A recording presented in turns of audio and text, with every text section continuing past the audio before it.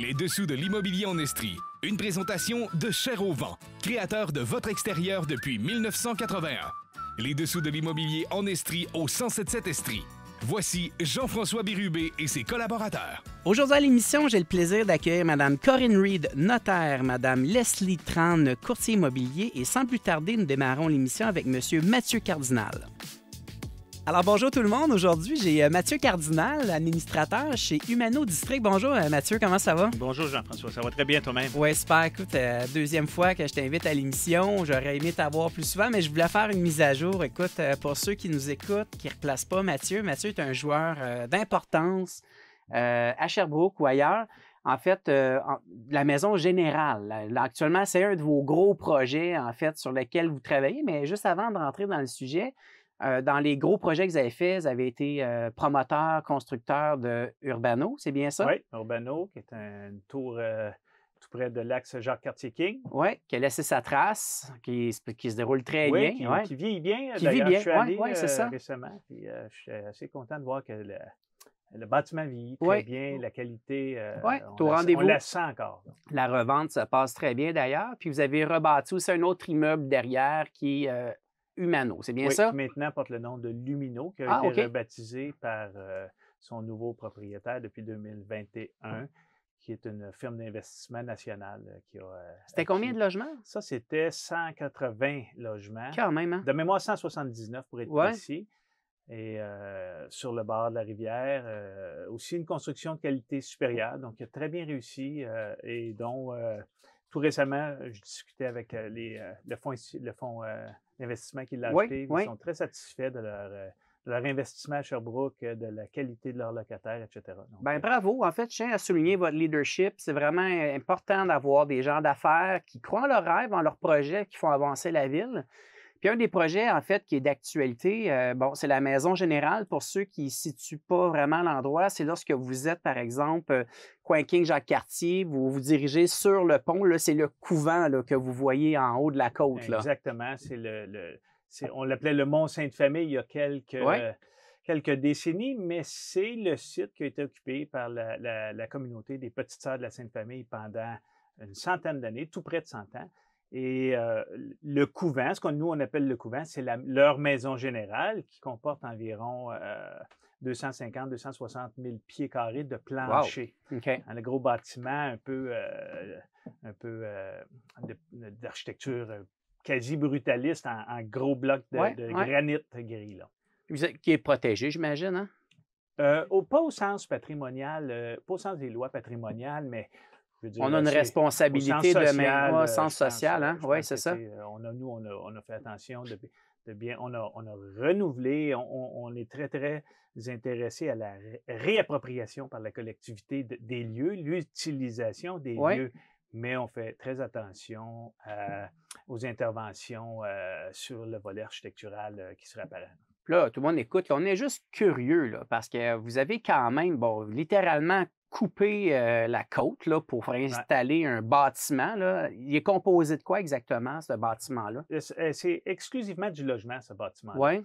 Quand on va résidentiel, c'est des appartements.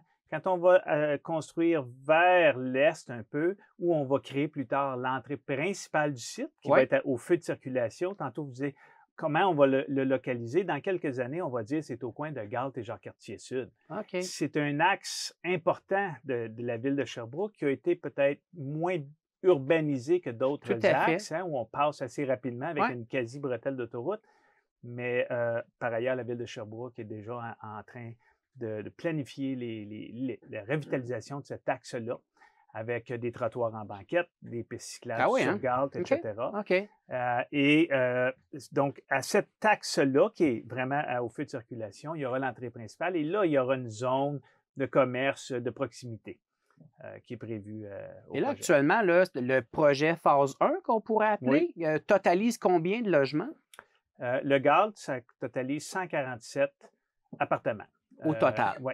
Exactement. Puis là, vous avez livré vos premiers appartements à l'automne? 1er septembre. 1er septembre? 1er septembre pour le Galt. La Maison Générale, elle a fait l'objet d'une rénovation et de la mise en marché de logements, 65 logements dans la Maison Générale qui ont été mis en marché ou livrés plutôt, mis en service au 1er juillet. Donc, depuis juillet, on a mis en service sur ce projet-là 210 appartements.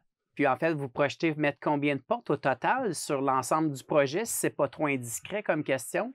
Ça va tourner entre 7 et 800 appartements qui vont occuper cet espace-là, l'ancien site, ou une partie, je dirais, de l'ancien site des Petites Sœurs de la Sainte-Famille, parce qu'il y en a quand même 10 acres qui ont été cédés à la ville de Sherbrooke, la partie sud, et qui sont aujourd'hui, qui font partie de la réserve naturelle universitaire du Mont Bellevue qui a été inaugurée le 8 octobre dernier. Wow. Donc, quand vous allez aller sur le Mont Bellevue, vous allez voir, bien, à partir de maintenant, là, ou du 8 octobre plutôt, des pancartes qui disent « Vous êtes présentement dans une réserve naturelle », puis il y a souvent des explications en quoi ça consiste. Donc, je suis un profane, là, mais essentiellement, pendant 100 ans, cet espace-là est protégé.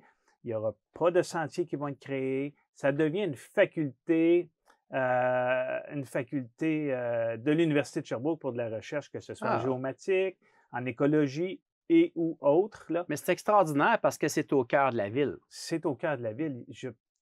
Sous réserve, il n'y a pas beaucoup de villes au Canada qui peuvent se vanter d'avoir une réserve naturelle en plein cœur de la ville. Là. Souvent, on entend les critiques de la ville, mais il y a plein de bons coups aussi. Puis je pense que c'est important de les souligner, Mathieu. En fait, là, on regarde, là, actuellement, là, vous dites que vous avez livré là, un premier 147 logements résidentiels sur Galt. Vous avez livré les premiers appartements à l'automne. Comment se passe la location?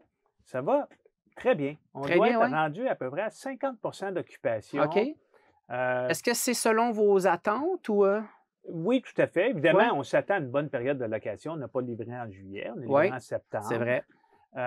C'est un projet multiphasé. Les aires communs seront livrés dans la 3e semaine de février. Donc, c'est pas complet. C'est pas tout à fait complété. Ça va l'être en février. Donc, compte tenu de tout ça, avec la période, c'est vraiment très bien. Les gens... Puis, ce qui, moi, est important dans un projet comme ça, c'est quand je parle aux gens qui occupent les appartements, qui y vivent, est-ce qu'il y a des choses qui font pas...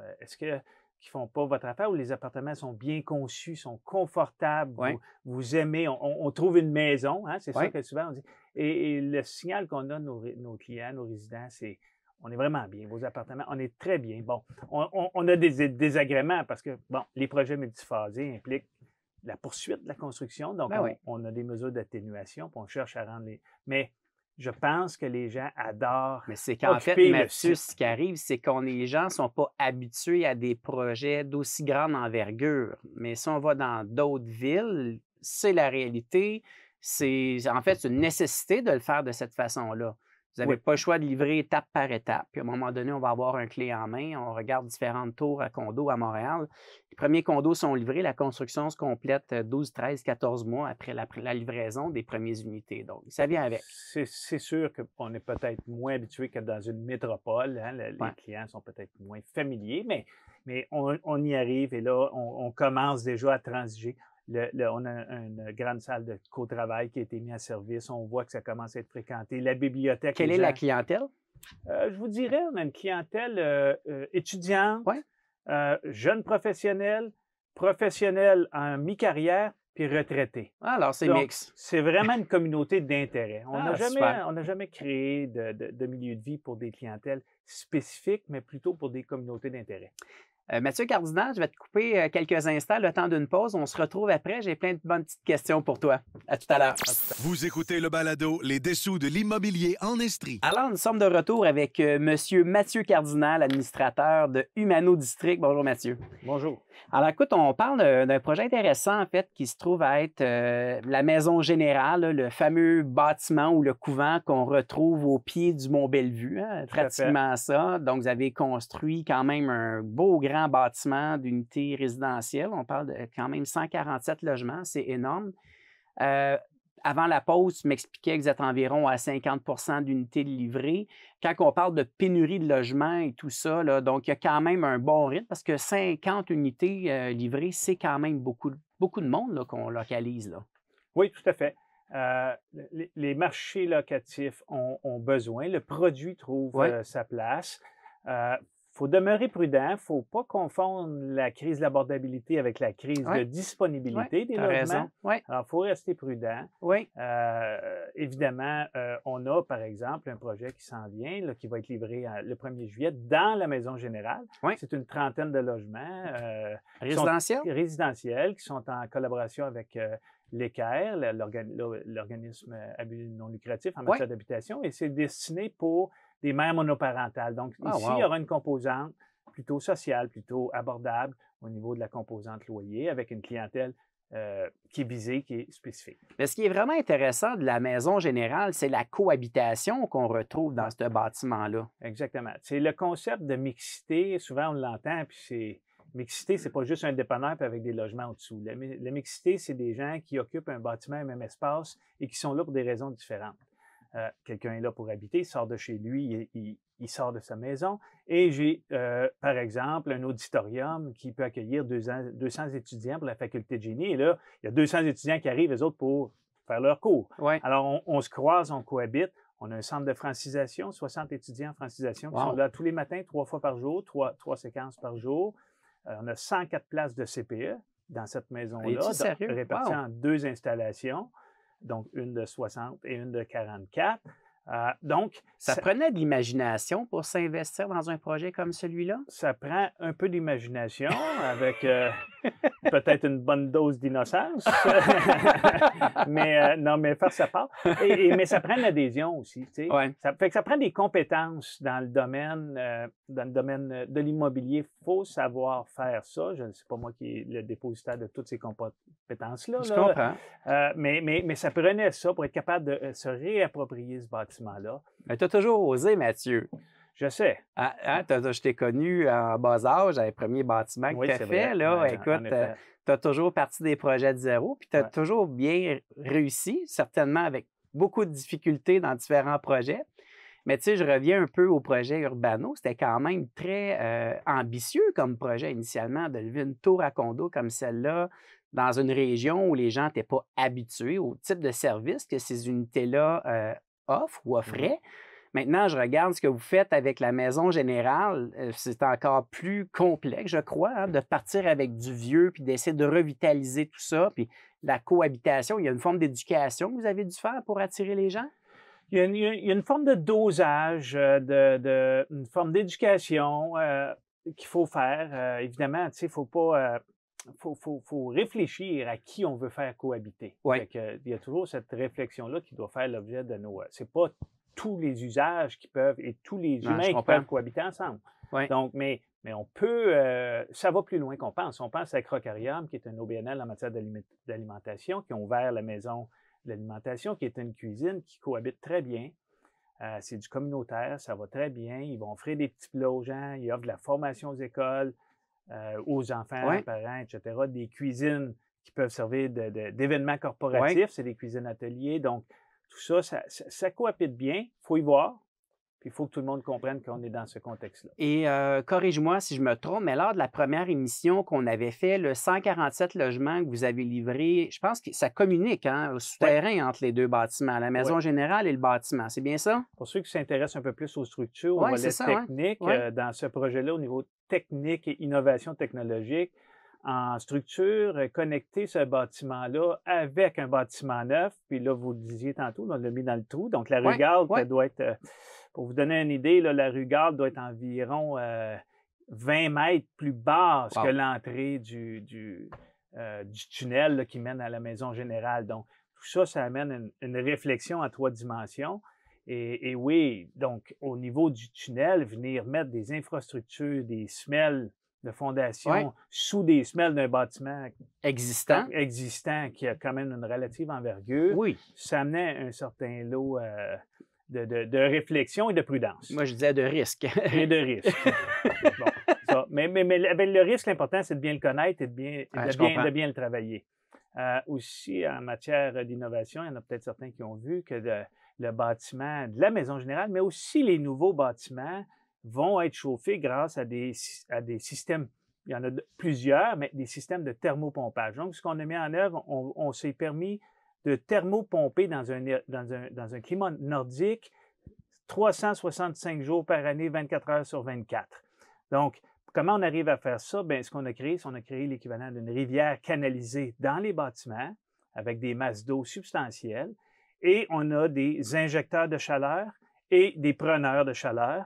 Donc, cette rivière-là, toujours une température qui permet d'appliquer des notions de thermopompage. Okay. Et notamment, un des injecteurs de chaleur est un centre de calcul qui a été fait en collaboration avec l'Université de Sherbrooke. Okay. Et une société qui s'appelle Exaion, qui est détenue par EDF de France, qui est le Hydro-Québec des Français. Donc, ça, au niveau... Vous avez repoussé les limites. On est un petit peu à côté, on est sur la marge de l'immobilier, là. Mais vous avez carrément repoussé les limites de tout ça.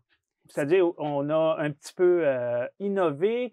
Pas tant, ce serait faux de dire que c'est de la science, on n'est pas dans le, comme on dit dans notre jargon, c'est pas rocket science. Il n'y a rien de technologique qui est incompris. OK. Ou c'est maîtrisé. C'est la mise en commun, c'est la recette, la cuisine de tout ça qui est complexe.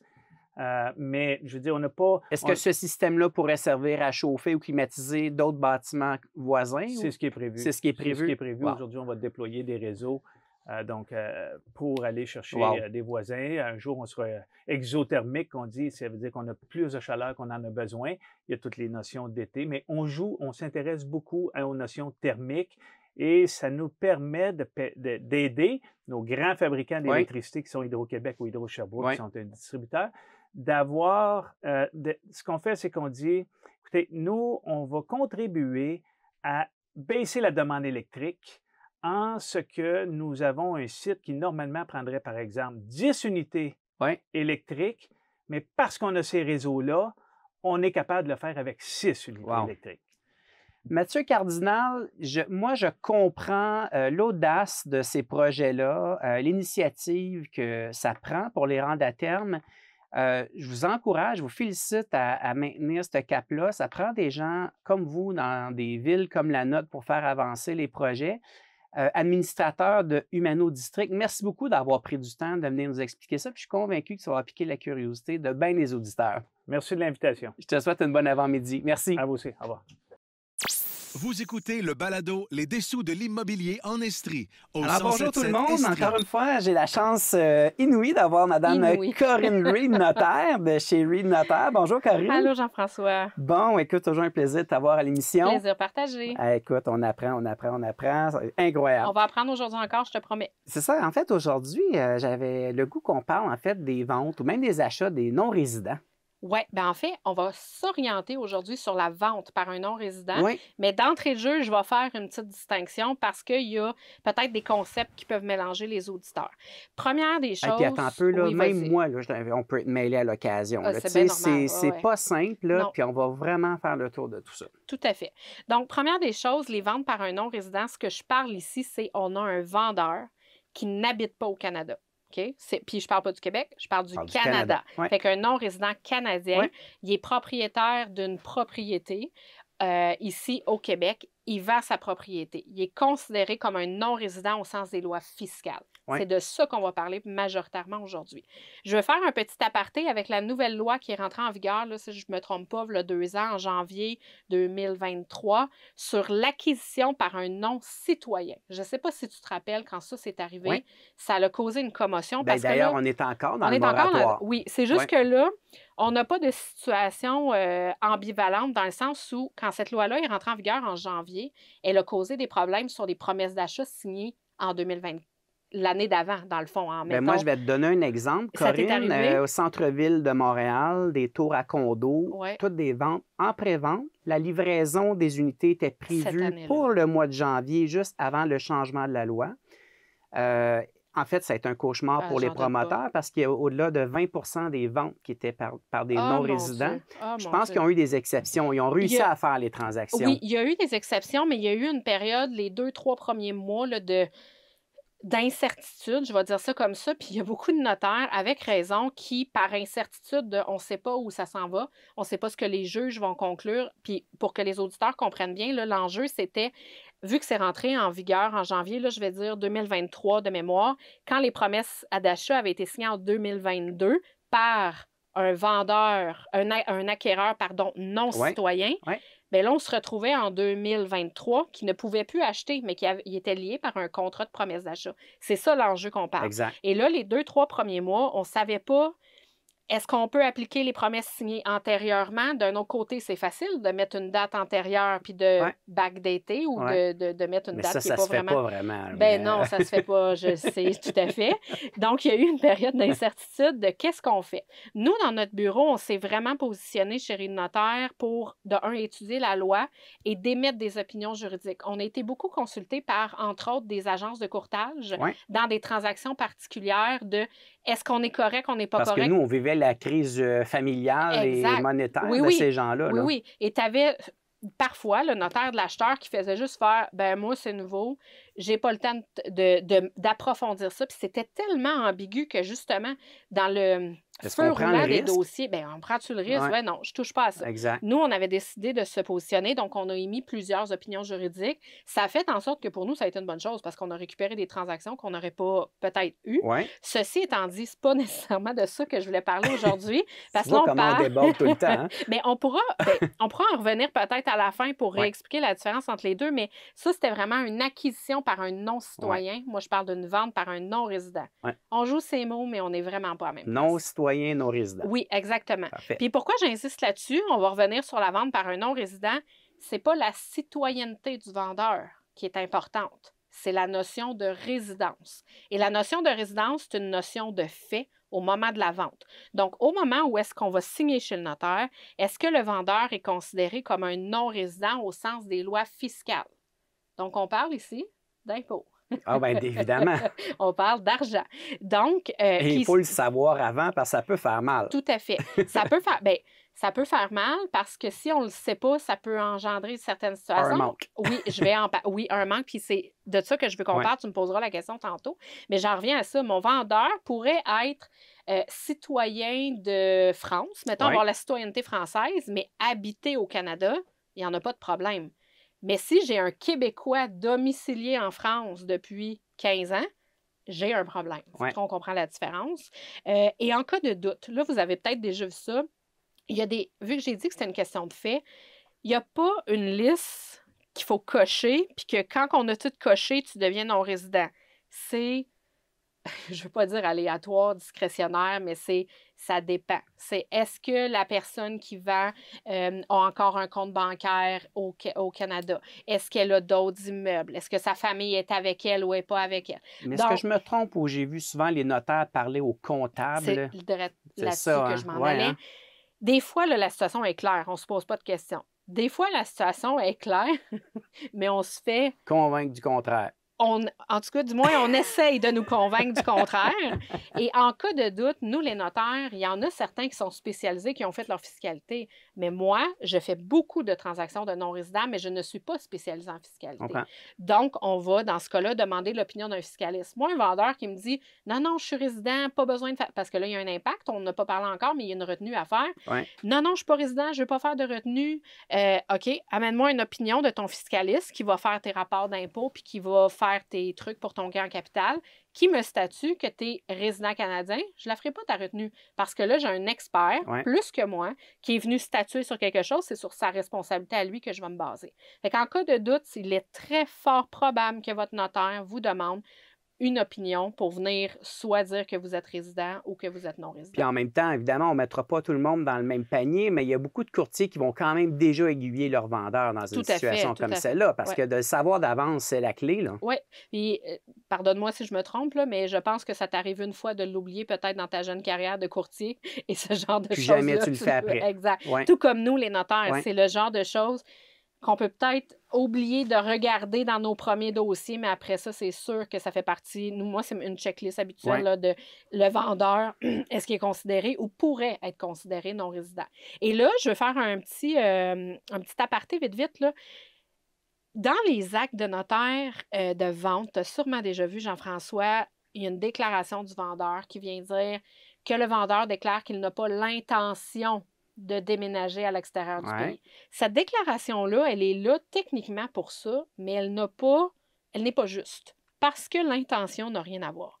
Au moment des faits, est-ce que le vendeur, quand il signe chez le notaire, il est non-résident, il déménage demain, il était résident au moment de la signature. C'est le lendemain qu'il ne l'est plus.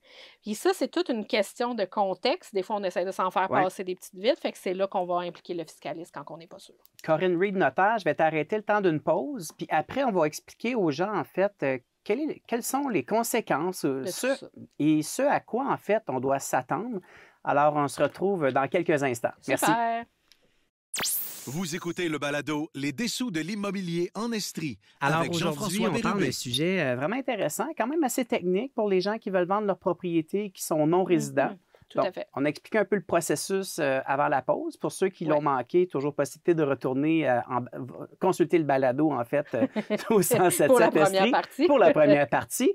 Alors, explique-nous, en fait, une fois, là, on fait les démarches, là, puis on constate, on se rend compte là, qu'on est non-résident. Oui, parce que... Et pas non-citoyen. Non. Merci, tu m'as bien écouté, Jean-François. Il est non-résident. Ouais. La première chose que je vais expliquer aux auditeurs, c'est pourquoi on doit faire cette vérification-là. Parce que la loi sur l'impôt exige une retenue quand le vendeur est non-résident.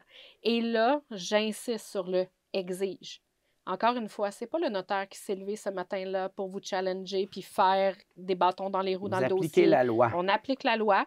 La loi exige qu'il y ait une retenue qui soit faite. Pourquoi? Pour s'assurer, première des choses, que le vendeur va payer ses impôts sur le gain en capital.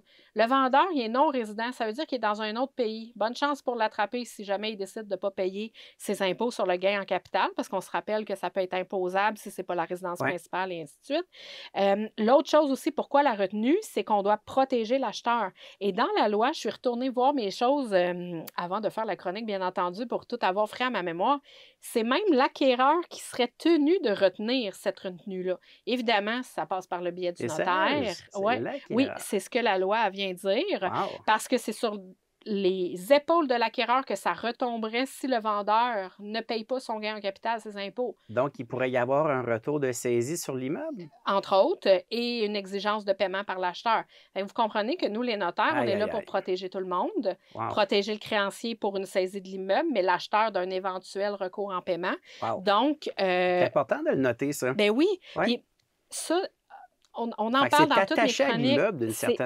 Ça pourrait le devenir. Comme une taxe municipale impayée. Tout à fait. Ça pourrait devenir une hypothèque légale du ministère du Revenu parce qu'il n'a pas été payé. Aussi loin que ça. Cauchemar. Donc, le notaire, encore une fois, il est là pour protéger tout le monde, sécuriser la transaction. C'est quoi les conséquences de faire une retenue ou d'une vente par un non-résident? Je vais dire ça comme ça. Pour l'acheteur, il n'y en a aucun. Quand on est avec un notaire qui est habitué, puis ce n'est pas tous les notaires qui en font, donc posez des questions si jamais ça vous arrive, parce qu'il y a des petites particularités, mais un acheteur, que son vendeur soit non-résident ou pas, entre vous et moi, ça ne change absolument rien. Il va être protégé via le notaire. Pour le vendeur, par contre, là, il y a des impacts. La première des choses, on parle de retenue depuis tantôt. Ce que je veux dire par retenue, c'est que sur le prix de vente, il va y avoir un montant qui va être retenu en fidéicommis chez le notaire jusqu'à l'obtention des certificats du fédéral et du provincial qui autorisent la distribution, donc la libération de cette retenue-là. Et attache-tatuc, Jean-François, je ne sais pas si tu savais, mais la retenue, elle a augmenté en janvier 2025. Non, ça, je ne savais pas ça. Avant 2025, elle était de 37,875 %. Donc, si les auditeurs nous suivent bien, là, ce que je suis en train de dire, tu vends ta propriété sur ton prix de vente. Pas ce qui te revient. Pas sur l'équité. Pas sur l'équité. Donc, l'équité, entre toi et moi, là, pour les auditeurs, c'est prix de vente moins hypothèque, courtier immobilier, frais de radiation du notaire, arpenteur. Pénalité bancaire. Pénalité bancaire, évidemment. Ils sont énormes. Donc, oui, ça peut arriver. Donc, je ne parle pas sur qu'est-ce qui vous reste dans vos poches. Sur le prix de vente d'origine, on doit faire une retenue. Avant, elle était de 37 % arrondi. Maintenant, elle est de 52,167 %. Wow! OK. Mais là, qu'est-ce qui arrive, là, s'il manque de fonds pour payer? Qu'est-ce qui arrive si on n'est pas capable de couvrir la dette? Bien, on a deux options. Le vendeur amène la différence. Parce que moi, mettons, là, on va dire qu'il y a 50 % la retenue. C'est à dire, le vendeur amène la différence. Ça ne veut pas dire qu'il l'a, non, tout à fait. Fait que, mettons qu'il nous manquerait un 10 000 pour faire une retenue complète. Le vendeur, il faudrait qu'il nous l'amène pour qu'on l'ait en fidéicommis le temps d'obtenir les certificats. Ça ne peut pas toujours être le cas. La seule option, c'est d'obtenir les certificats avant de faire la transaction. par le biais d'un comptable. D'un comptable. Quels sont les délais? En ce moment, là, j'ai reçu cette semaine des certificats pour cet été. Fait que c'est minimalement 6 mois. Puis on en attend un du fédéral et du provincial. Puis ça, c'est si tout va bien, les formulaires ont bien été remplis. D'où l'importance, encore une fois, de faire affaire avec... Parce que moi, j'en fais beaucoup de transactions comme ça. Il y en a des gens qui pensent faire les formulaires par eux-mêmes puis envoyer ça. Je vous garantis que ça prend 2 ans avant d'avoir les certificats. Wow, OK. Faites affaire avec un spécialiste en fiscalité qui va être capable de bien remplir les formulaires. Votre notaire qui fait des transactions avec des non-résidents est habitué de travailler avec ce genre de professionnel-là, va pouvoir vous référer. Et là, je veux en revenir... Est-ce qu'on peut le faire avant que la vente soit finale? Oui, c'est ça, exactement. Okay. Dans le fond, quelqu'un qui sait à l'avance qui est non-résident, puis là, j'amène le courtier qui prend en inscription une propriété d'un vendeur non-résident, dites-leur tout de suite d'entamer les procédures pour avoir le certificat. C'est sûr qu'il n'y aura pas le prix de vente déterminé pour tout de suite, mais quand que vous allez avoir une idée ou qu'il va y avoir une promesse d'achat, même si on signe ça dans 6 mois chez le notaire, demandez-les tout de suite les certificats. Attendez pas. Comme ça, si les certificats sont reçus avant de passer chez le notaire, on n'aura même pas besoin de faire la retenue. Donc, retenue obligatoire. Si on n'a pas assez d'équité sur le prix de vente pour la faire, il faut que le vendeur amène la différence. Sinon, il faut obtenir les certificats de décharge avant de faire la transaction. Sinon, la vente est reportée. Sinon, la vente est reportée, elle ne peut pas se signer. Wow, OK. Ouais, aussi clair que ça. En fait, Corinne, on parle de ça, là, puis en fait, c'est moi qui est chanceux d'animer cette émission-là parce que j'invite plein de professionnels, puis en fait, on a vraiment de l'information actuelle, privilégiée. Puis en fait, les auditeurs qui nous suivent, là, c'est une formation 101 qu'on offre. Là. Tout à fait. Puis l'objectif, c'est pas de rentrer dans les détails. C'est moi qui vais les gérer, les détails. Mais pour que les gens aient des réflexes de qu'est-ce que ça peut causer. Puis justement, dans qu'est-ce que ça peut causer, là, on a parlé de la retenue et tout ça, mais je veux aussi sensibiliser les vendeurs que si vous êtes non-résident puis vous vendez, ça va vous coûter plus cher de frais. Vous allez avoir une facture de notaire.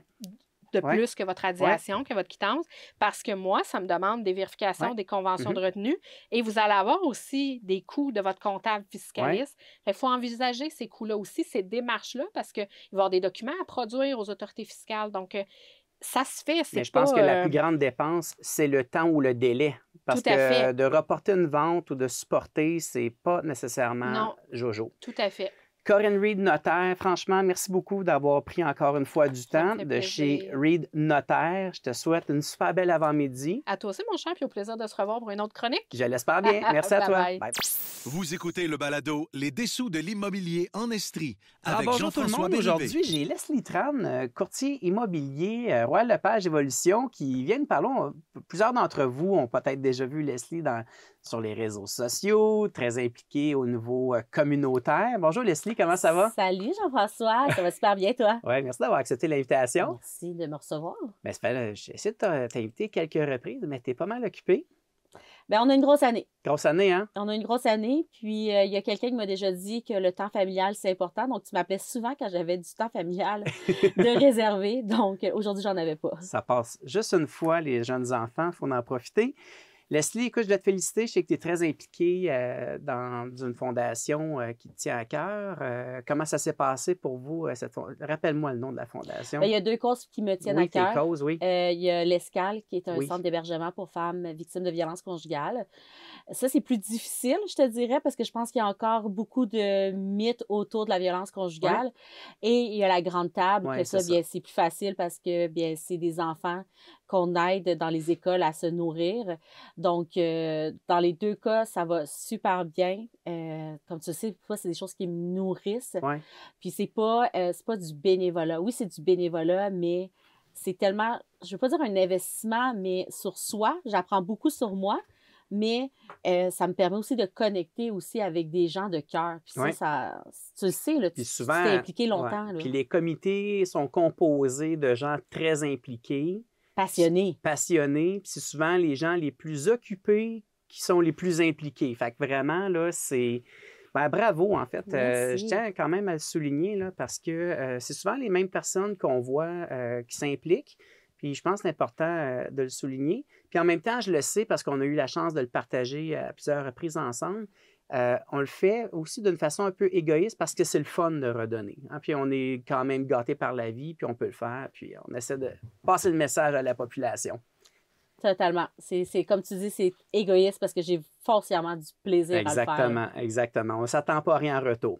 Leslie, je veux qu'on parle des premiers acheteurs. En fait, je sais que tu es très impliqué dans ce segment de marché-là, par plaisir. Encore une fois, dans le but d'aider, parce que c'est un défi pour les gens ou les jeunes ou les premiers acheteurs, point. Capacité financière qui n'est pas nécessairement facile à rencontrer là, avec l'augmentation des prix, tout ça. Tu me disais, en fait, avant l'émission, que 2024 avait été une bonne année pour toi. Ça a été une très bonne année. Oui. C'est ça, comme tu dis, les premiers acheteurs, c'est pas une niche qui est facile. Non, c'est ça. Hein? Mais en même temps, on apprend tellement à connecter avec eux dans leurs projets. Ça fait quand même une certaine période là, maintenant que je suis courtier. Donc, de voir que l'évolution à travers les 5 dernières années de premier acheteur, le portrait a un peu changé. On remarque qu'il y a beaucoup de dons de la famille qui viennent aider, heureusement. Heureusement. Ben oui, totalement. Puis tu viens appuyer ce que tout le monde vient dire à l'émission. Là, les parents participent de façon régulière. Totalement. Oui, souvent, il faut ajouter un parent ou bien on a une lettre de don. Mais heureusement, il y a différents programmes qui s'ajoutent au fil des années. Il y en a qui sont venus, il y en a qui sont repartis. Oui. Donc, c'est sûr que c'est une aide supplémentaire pour avoir accès à la propriété. On a l'amortissement aussi qui est devenu maintenant possible sur 30 ans, qui va aussi aider. Est-ce que tu as l'impression que tous ces ajustements-là ou l'ajout des programmes vont venir accentuer la demande? Bien, j'ai vu dernièrement, quand je suis du côté vendeur, j'ai vu là, des offres d'achat où est-ce qu'il y avait l'amortissement de 30 ans déjà sur les promesses d'achat. Donc oui, c'est sûr et certain que ça a un impact. Oui, donc à ce moment-là, on vient régler un problème, mais peut-être éventuellement augmenter la demande. À condition, en fait, ce qui va être intéressant à suivre, je pense, c'est aussi l'offre, hein, parce que si on avait abondance de propriétés sur le marché, à ce moment-là, ben, l'offre viendrait influencer en fait la demande ou les promesses d'achat multiples et même dans le cas échéant, la surenchère. Est-ce que tu as l'impression que l'inventaire risque d'augmenter un peu en 2025? J'ai pas de boule de cristal. T'en as pas. Non. C'est sûr qu'il y a beaucoup de renouvellements qui s'en viennent cette année. Là. Il y a le 5 ans, le boom qu'on a eu il y a 5 ans. Moi, je sens déjà, même ce matin même, j'ai eu un courriel d'un premier acheteur d'il y a 5 ans qui m'a dit « Leslie, tu m'as aidé à acheter il y a 5 ans. Est-ce que tu es prête à venir évaluer? On a un autre projet. » Donc, j'imagine qu'ils se sont posé la question de « Est-ce que je renouvelle ou on déménage? Notre maison a pris tellement de valeur que pourquoi pas. Il y a 5 ans, là, ils ont acheté en bas de 100 000. Imagine. C'est fou. Alors là. que, en fait, puis je tiens à dire, puis gêne-toi pas de me le dire si tu n'es pas en accord avec moi, mais en fait, peu importe, quand on achète, on a toujours l'impression que c'est trop cher. En fait, puis le discours qu'on a en ce moment, là, moi, je l'avais en 98. Évidemment, le temps nous a donné raison. Les gens qui achètent aujourd'hui s'imaginent que c'est encore trop cher. Mais l'année dernière, c'était aussi vrai, puis les prix ont augmenté d'une façon importante. La démographie, en fait, on a aussi beaucoup de transferts ou de migration inter-territoire, donc les gens qui arrivent de d'autres secteurs. L'Estrie Sherbrooke est vraiment prisé par les acheteurs, même les investisseurs maintenant. Donc, oui, peut-être qu'on va avoir une augmentation de l'inventaire, mais as-tu l'impression que ça prendrait vraiment beaucoup plus d'inventaire pour que les prix viennent s'équilibrer? Mais comme tu dis, on pense toujours que c'est trop cher. Tu sais, l'avantage de Facebook, moi, je suis une éternelle nostalgique. Je regarde mes souvenirs Facebook. Puis dernièrement, il y a 4 ans, mon souvenir Facebook, c'était un condo que j'avais à vendre à Orford à 125 000. Puis je me rappelle, j'avais des amis investisseurs qui m'avaient écrit « Tu ne vendras jamais ça, c'est ben trop cher. » 125 000, un ski out à Orford, tu sais, imagine. Donc, oui, c'est toujours trop cher, mais finalement, on voit ce qui arrive. Là. Ou même, il fut une époque où les jeunes amenaient leurs parents, puis les parents disaient, moi, j'ai payé ma maison 40 000, c'est ben trop cher une maison à 300 000. Mais finalement, c'est le pire conseil qu'ils lui ont donné. C'est pour ça qu'on aime les papas pendant les visites. Mais les papas qui sont au courant. Oui, exact. Qui ont suivi le marché. Et tu vois, OK, non, c'est pas la réalité, là. Et là, le courtier essaie juste de donner l'information de façon objective. On part juste pour des vendeurs, alors que la ligne est difficile. Totalement. En fait, d'être bon conseiller ou bon père de famille d'une transaction, c'est toujours délicat. Puis d'informer ou de donner l'information à un client, on ne sait jamais comment ça peut être perçu. Donc, d'où l'importance pour les gens qui veulent acheter de s'entourer d'un professionnel en qui ils ont confiance. Mais tu sais, on va peut-être en parler, j'espère, de ma soirée premier acheteur qui s'en vient. On va en parler. Mais c'est exactement ce que je dis dans la soirée, c'est oui, papa, maman, votre oncle, votre collègue qui a acheté il y a 15 ans va vous donner des conseils, mais aujourd'hui, on est là pour démystifier les mythes puis passer à travers les étapes ensemble, les émotions aussi que vous allez vivre ensemble. Donc, c'est ça. On ne peut pas se fier non plus à ça. On va prendre une petite pause, puis au retour, on va en parler de cette soirée premier acheteur-là que tu souhaites faire. Puis je pense qu'il y a beaucoup de monde qui vont être curieux d'apprendre.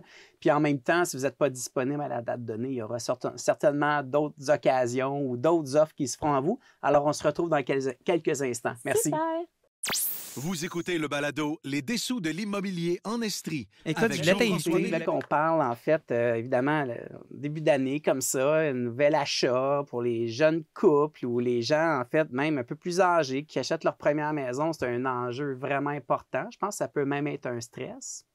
Ou il y en a qui ont acheté il y a vraiment longtemps, qui sont propriétaires de la même maison depuis 20 ans. Puis, tu sais, on en a eu l'an dernier qui sont venus à notre soirée, qui étaient là, puis ils m'ont dit, ça fait 20 ans, moi, que je n'ai pas acheté, comment que ça se passe aujourd'hui? Donc, c'est quasiment des nouveaux acheteurs, d'une certaine façon. Oui. Donc, nouveaux acheteurs peut être aussi le fait que vous avez perdu la main un peu. Exactement. Tout le monde est le bienvenu. Parce qu'en fait, il faut le dire, hein, Leslie, même nous, on doit toujours s'actualiser. Tout évolue, tout change, la loi, les responsabilités, qu'est-ce qu'on doit vérifier. En fait, puis là, vous avez prévu, vous, une soirée de premiers acheteurs le 5 février, c'est bien ça? Oui, c'est notre 4e édition cette année de cette soirée. C'est une soirée un peu table ronde, où est-ce que je suis entourée d'un inspecteur, d'une représentante hypothécaire et d'un notaire. Donc, on discute ensemble de toutes les étapes, les émotions qui entourent l'achat d'une première propriété, puis il n'y a pas de questions niaiseuses. La formule est bien simple. Premièrement, c'est gratuit. On a des prix en plus, puis chaque personne qui vient à la soirée bien, repart avec un 15 % sur leur acte de vente. Wow. On a aussi un rabais qui s'en vient avec un déménageur. Donc, et on a 1 000 $ en prix qui sont offerts, qui sont applicables sur l'inspection et aussi sur l'acte de vente. Donc, déjà là, on est gagnant de venir. Mais au-delà de ça, c'est vraiment de démystifier. Puis, on dirait qu'on voit pire que ce que c'est. Moi, je compare beaucoup. C'est de désamorcer. Je compare beaucoup ça à un cours prénatal. On est stressé la première fois. Une fois qu'on a accouché, mon Dieu, je peux accoucher 4-5 fois, le mois de Jeff, il n'y a pas de problème. Mais c'est comme une maison. La première fois, on dit, oh mon Dieu, comment? Mais là. Parce que c'est intense, hein? Ah, c'est intense. C'est intense. C'est normal que ce soit intense. C'est tellement un beau projet. On a tout un peu le American Dream qu'on veut réaliser. Donc, tu sais, là, d'aller chercher les gens, ils sont là, je veux. C'est là que ça se passe. Là. C'est comme, oui, mais on a tout planifié ça en fonction d'aujourd'hui, là, mais c'est comme le coup, il faut qu'il se donne. Eh bien, exactement. Puis, quand on visite avec des premiers acheteurs, je sais, des fois, le processus, il est long, ils nous demandent des documents, ils ne passent pas à l'action. Mais une fois qu'ils visitent, là, c'est 10 visites par semaine. Oui. Puis, en fait, l'idée là-dedans, là, c'est que ce qui est vraiment important de retenir, c'est que tout est dans la préparation. Parce qu'on le dit toujours, hein, oui, c'est intense pour les jeunes d'acheter une première maison ou d'acheter après avoir fait une seule transaction il y a 20 ans. Mais en fait, il y a comme, quand on s'entoure, graduellement, on absorbe l'information, on est capable un peu de calmer le jeu, de prendre une décision éclairée. De se lever un matin et d'acheter une maison la même semaine, oui, ça peut se faire là, pour des gens qui sont habitués, mais quand on n'est pas préparé, il y a plusieurs étapes. On parle juste des institutions financières, pré-approbation. C'est une nécessité. Tu veux qu'on en parle un peu? Bien, c'est sûr que c'est une nécessité. Puis c'est comme la première chose que je dis dans la soirée, c'est la première chose que vous devez faire, c'est aller chercher votre préqualification. Je compare beaucoup ça, moi, à la cotère à l'université. Tu ne vas pas t'inscrire dans tous les programmes si tu n'as pas la cotère nécessaire. On ne veut pas que vous fassiez de faux espoirs non plus. Puis moi, j'ai un respect envers mes collègues. Je ne veux pas amener une promesse d'achat qui, finalement, la personne n'était pas qualifiée pour le faire. Donc, c'est toutes ces étapes-là qu'on fait ensemble lors de cette soirée-là. Là. Parce que pour un vendeur, de recevoir une promesse d'achat avec une préqualification de l'acheteur qui démontre sa capacité d'achat, c'est important dans la prise de décision, même que peut-être que votre promesse d'achat, même si elle était légèrement inférieure à une promesse d'achat supérieure, pourrait passer première.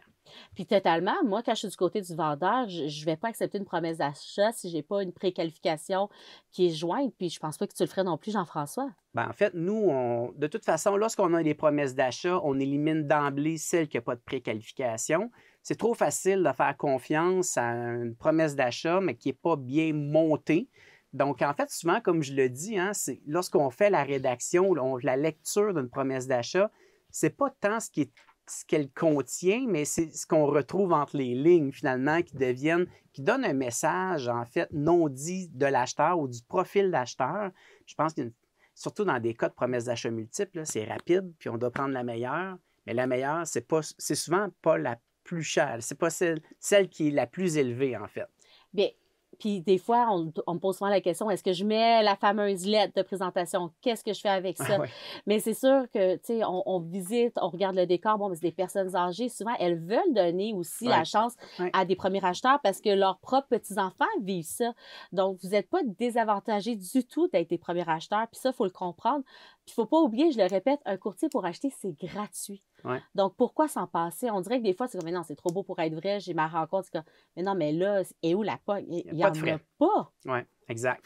Puis en même temps, bien évidemment qu'on se fait parfois un peu conseiller par nos parents qui ont vécu différentes mauvaises expériences. Oui, à faire affaire avec le courtier inscripteur, tu vas pas négocier. Mais c'est pas vrai. Ouais. Tellement régi maintenant avec la loi sur le courtage immobilier. Est-ce que tu trouves qu'il y a beaucoup de gens qui démarrent le processus d'acquisition et qui se découragent ou qui reportent?